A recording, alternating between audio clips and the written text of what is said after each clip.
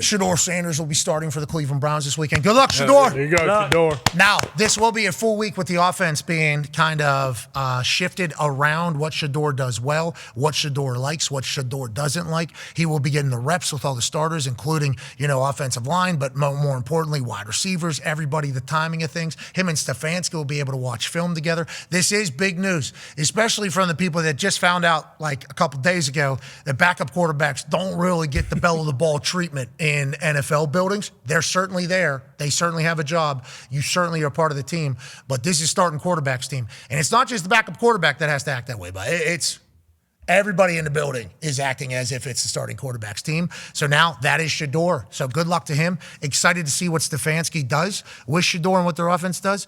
And who are they playing? They play the Raiders, so it should be that tough, physical, elite offensive line against Myles Garrett. That should be a fun one to watch on Sunday. Well, and then on the flip side, Max Crosby with Shedeur Sanders. Yeah, exactly. Mm-hmm. And I think maybe they're friends. It could be. That's what's tough though. Is Max Crosby could have 15 sacks and force 8 fumbles, and the Raiders still might get beat by 50. Which goes back to our we're not doing it. Get him out of there. Get him out of there. Get him out of there. Congrats, Shedeur, though. This is a big day. Yeah, let's go. How do you think they do? Oh, I mean, you're playing the Raiders. We always look at the schedule and say, hey, when would you want a quarterback to get into? Hey, it's the NFL. This is the plan. It's the NFL, so it's always tough teams. But, yeah, if you could dream it up, this is the game you would want to enter and get an opportunity. So this would be cool. You're going against the team. They know, he knows, the family knows Tom Brady. He has a relationship with there. Obviously, the Raiders had an opportunity to draft him. But for him, it's going to start, for me, up front. How well can he set protections? How well can he be protected? And then that's when you can see the true talent of a quarterback. We see it happen all the time when people go to certain places. It's like, okay, this guy stinks. But Daniel Jones, for example, he was under duress for his entire career in New York, and then he gets here and has a full competent offense surrounded by some talent, and he looks like a complete different quarterback. So it'll be start number one. In the middle of the season, which is always tough, but I'm excited to see how he figures it out up front, first and foremost. Are they talented? I mean, for a fifth-round pick, you're always going to get your start probably in the middle of the season.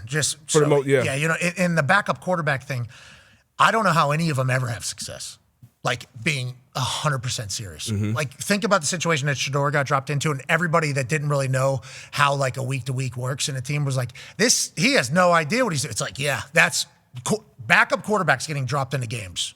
Insanity in my eyes. You got to be very good. That's why normally these backup quarterbacks stick around for a long time. Yeah. Because it's like a position. You're doing homework. You're able to execute every offense against your defense that you need to give looks for. And also, if you've been standing around for 3.5 hours in the freezing cold, watching something else, you have to be able to put your bat, you have to go out there right now. And most important position right now. And you're going to get blindsided, and you have no feel for how this game has gone. So backup quarterback sucks, I would say. There's a lot of people that want that job. Yep. But I think that is a very difficult job to succeed in. As a coach, having a rookie backup quarterback, that's the worst position you would be. We see it with San Fran, Mac Jones. He was ready. Even Mariota, he's going to give you an opportunity. Jameis Winston, Jacoby. You have Jacoby Brissett, you have Mason these Rudolph. veteran quarterbacks. Mason Rudolph, legit, you have these veteran quarterbacks who have either been a starter at one point. When we had Matt Hasselbeck, Great. if Luck was out for 3 or 4 games, we're running out of the tunnel. We still felt like we had a chance to win every game. But when you're putting a rookie quarterback in who hasn't had live reps, even if you're getting practice against the starters, you're not getting live reps. You're not getting real pressure. You're not dealing with everything as far as the play call and all the different moving parts. So everybody's kind of figuring it out at the same time. So it's going to be a huge challenge to your point. It'll be crazy. But so if he is successful, that'll be more surprising than the opposite. Exactly. Yeah, that's what I'm sure. saying. People are going to kill Shedeur. If it goes bad, which it could go bad, could go great. I mean, there's a chance because you look at these balls. I mean, the arm talent is very real. So, what Shedeur takes a lot of hits, gets right back up. There's a lot of great in Shedeur's game. Now, being able to understand the comprehensive defense and the blocking and where your guys are going to probably lean to as opposed to actually being and all that type of shit, it's we have no idea if Shedeur's able to do that. That's the biggest difference, right? In baseball, it's can you hit the curveball?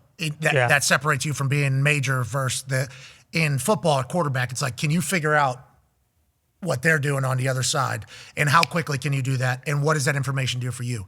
Like, everybody obviously talks about, well, if you're a great athlete, you can be a quarterback or whatever. It's like, maybe in college. In the NFL, you have to know what the hell's going on, and your football IQ is going to be on display. This is the highest level for a reason.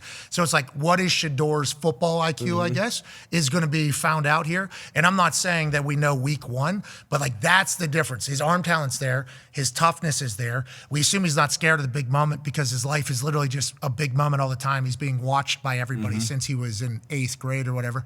So I don't know. I'm excited to see how it goes, but there's a chance like he dices. Like, there's a chance he dices some things up, especially with Stefanski, who's not a bad play caller. And then there's a chance it goes really bad. Yeah. Like, there's a chance it goes really, really bad. And I think you never know with a rookie quarterback, but boy, Monday is going to be loud one way or the other with Shedeur. And for the Cleveland Browns, we say thank you for adding that into our sports media. Without a doubt. Without a doubt. Yeah, no, I mean, and boy, it's crazy to think that this game now will maybe be like one of the most watched games of the weekend. Clipped for sure. Yeah, exactly. Whereas going in, it's like, hey, this is arguably maybe the worst game of the NFL season. Ever. So like having that is, at least maybe Roger Goodell made the call. Yeah. The NFL, they can do whatever they want.